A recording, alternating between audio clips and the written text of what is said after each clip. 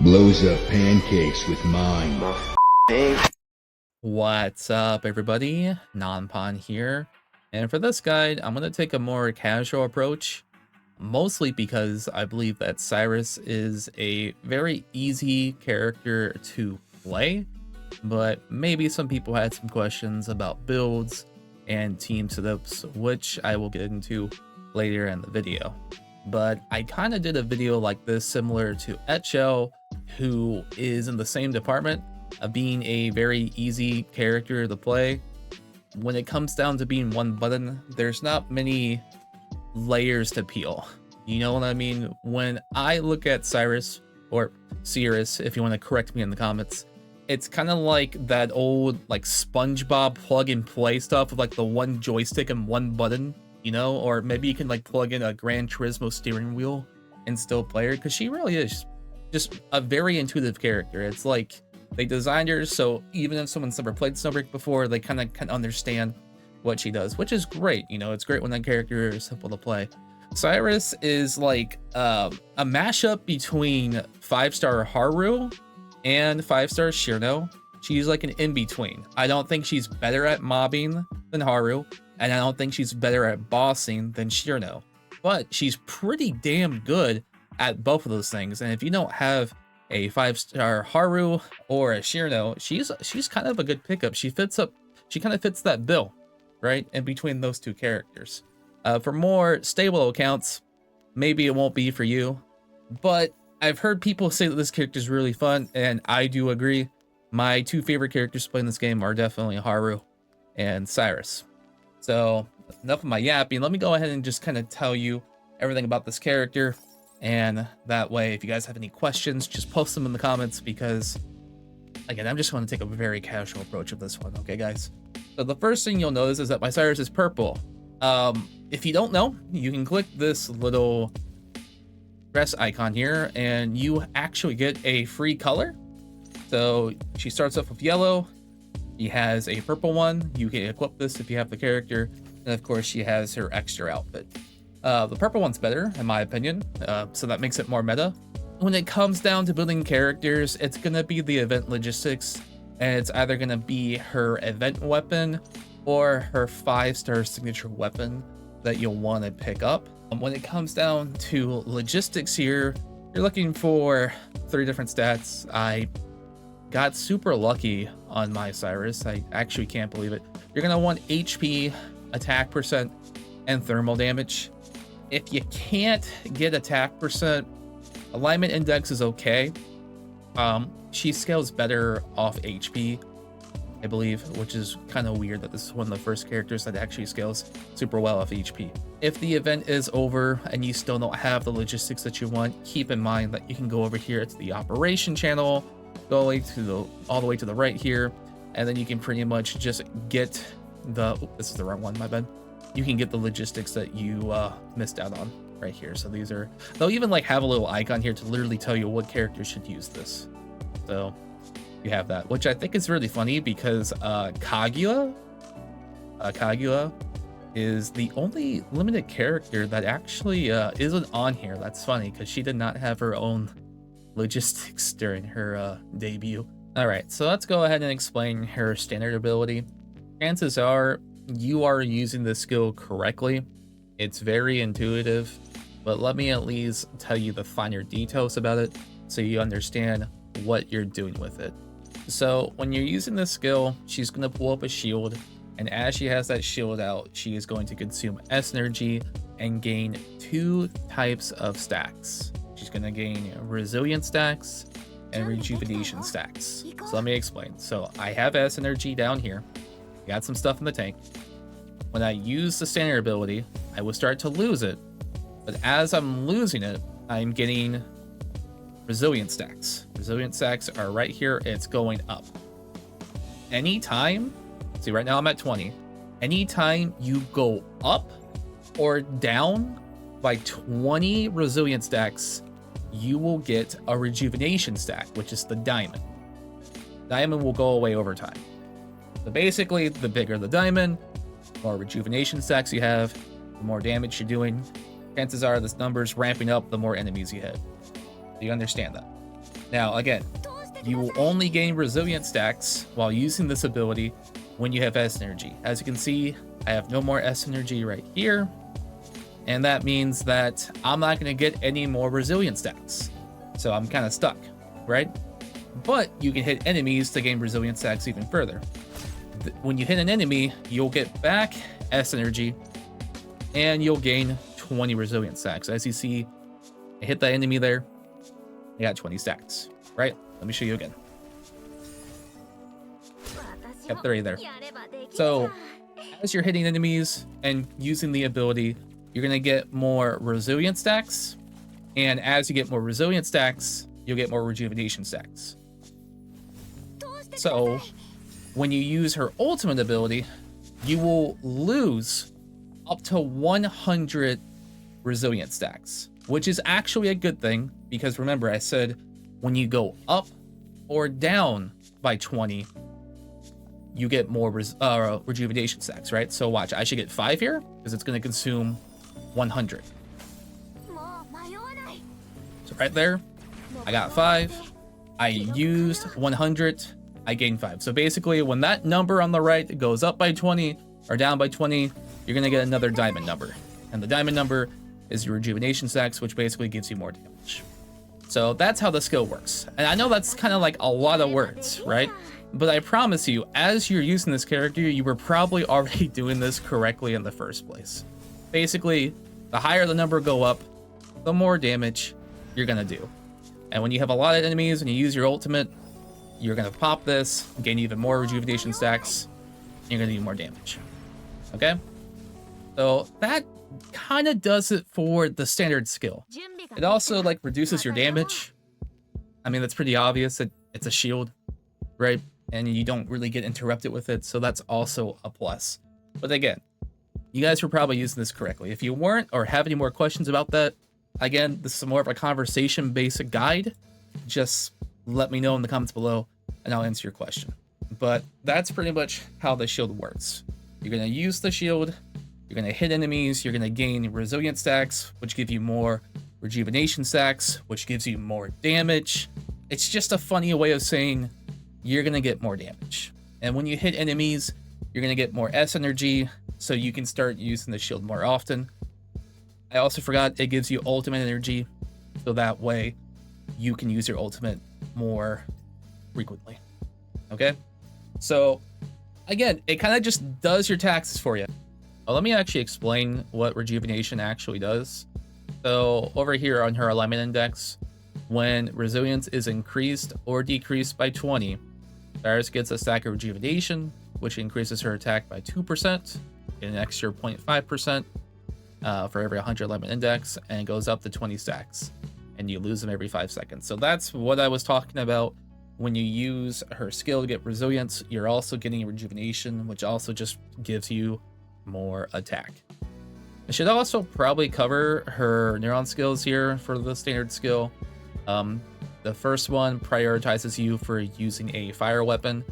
When she's equipped with a fire weapon and when she shoots a target, she'll get more resilience and restore S energy, which is kind of funny because I feel like I just use her standard skill. I don't really shoot with her shotgun that much. The second one is when the shield shatters and hits a target, you reset the cooldown of your skill. Really good, even though it's only 4 seconds, but still really good. For every target hit when it shatters, she gets more S energy. That's what I was talking about before. If equipped with a fire weapon, when the shield shatters and hits a target, also decrease the cooldown of cycle and inversion by 3 seconds, which is her ultimate. We'll talk about that later. All right, let's go ahead and cover her support skills, which I don't really use that much.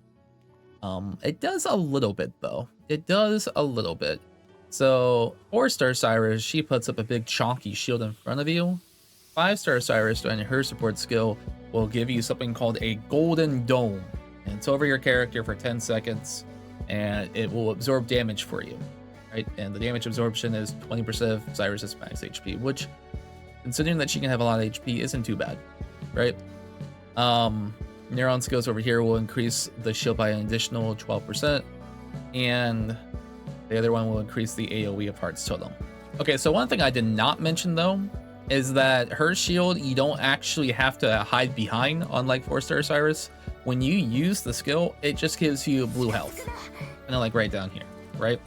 So that's the type of shield that 5-star Siris gives you, and it's definitely more flexible as opposed to being behind a shield with 4-star Siris. However, keep in mind though, 4-star Siris' shield is still pretty chonky.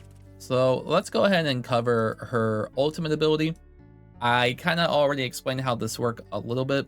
So when she uses her ultimate, she will consume 100 resilience. So when you have 100, now's a good time to use your ultimate. And keep in mind, when she uses 100 of that resilience, she will also gain 5 stacks of rejuvenation because she lost 100, right? And every 20 that you lose or gain, you get a stack.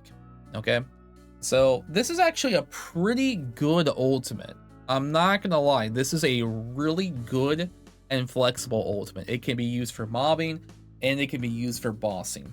The issue is that if you target it towards one enemy, you will start to lose out on damage, because every time when you hit an enemy multiple times with the ultimate, it gets cut in half, right? So the first time you hit a target with the ultimate, it will be at 100% power. If it's marked the second time, it's 50%. If it's marked the third time, it goes down to 25%, but it won't go lower than that. And when she uses her ultimate, there's also an AoE that will probably mop the floor with any other mob right next to her. The reason why you want to use it at 100 resilience is because at the very bottom here, for every 1 resilience consumed, the final damage of Tide of Light increases by 0.9% here, and that is it's a lot of damage. It's a lot of damage. So make sure that you're at least using it when you have 100 resilience. But again, it's pretty easy to get that. Running around, getting more resilience, hit some targets. I'm already at 41. Right, 41 resilience, 51 at 79. Again, you get to 100 pretty fast. And we're already at 100, so this poor soul is going to get hit with 5 marks all at once. And it's a lot of damage. Okay, so that's going to do it for her ultimate. Okay, so let's go ahead and cover her manifestations if you fully invested in her. I have not personally, but I can at least explain how they work. Alright, so the first one here is Spring of the Lunge, and she will get 2 extra resilience every second, and increases her ultimate resilience consumption to 120. So you remember when I used my ultimate, it cost 100, or I'm sorry, up to 100. And when she does that, she gets more final damage and she gets more rejuvenation stacks. So this basically gives you more passive resilience stacking over time and lets your ultimate do more damage when you have 120. So keep in mind, if you have M1, you don't wait for 100 anymore. You're gonna wait for 120 to get that extra damage. Manifestation 2, when you consume 120 resilience and her ultimate, she will gain 4 more stacks of rejuvenation. So that's really good. So when you use her ultimate at 120, you will gain 6 stacks of rejuvenation, right? Because you used 120 divided by 20, 6, you lost that, so now you have 6 rejuvenation stacks. And when you do that, you get 4 more. So basically, you get 10 extra rejuvenation stacks just by using her ultimate at 120. That's pretty strong. Her M3, in my opinion, is the most powerful one. And this is when, if you have 5 or more stacks of rejuvenation, which, trust me, you will, her thermal damage will increase by 20%. That is insanely good. That is like the best stopping point for her. Usually that's a stopping point for most characters. It is super good because you will be at 5 stacks rejuvenation pretty often, and I do appreciate that. M4, nobody really likes. It's just a small tiny damage increase. M5, I want to meet the guy that M5 Siris. Please show me a clip of the M5 Siris main who said, I don't want Shirno and I don't want Haru, I want my goldfish. Please, I need to meet the person. So M5, when you use your ultimate, the final damage boost provided by Tide of Light increases to 0.1 for every resilience consumed. Now, I'm assuming increases to 0.1. This is not too much in the grand scheme of things. It's not too much, right? Because during her ultimate, it's 0.9 over here. So every resistance she consumes, it's 0.9. So it's just like, you know, 10% more power on the ultimate. But I mean, that difference in power could make or break skipping the damage phase, right? And you're on simulation. So that can still be pretty good. Again, when I said that she wasn't as good as Boston as Shirno, doesn't make her bad. She's still a solid pick. Again, she's kind of like in the between. She's like that peanut butter and jelly of Haru and Shirno. It's still pretty solid character. It just won't change anything. However, you know, if you don't have either of those characters, pick her up, right? It's still pretty solid. So when it comes down to team comps, not much really changes for support. She's definitely a main DPS, though you can use 5-star Enya. The only tricky part is that you have to be inside the circle for her to work. But pretty much she's going to increase your skill damage overall, so she's a solid pick. Agua works literally on every single team. She will reduce the resistance of a target, and she's just overall a solid character. Moxer, 5-star Moxer, you can. Shotguns are pretty good against the doll. I wouldn't. You should probably use her for another team if you're caring about Neuron Simulation. I wouldn't. She's okay. Tess, also, I would probably use her for a different team member because Siris's ultimate is already so cheap.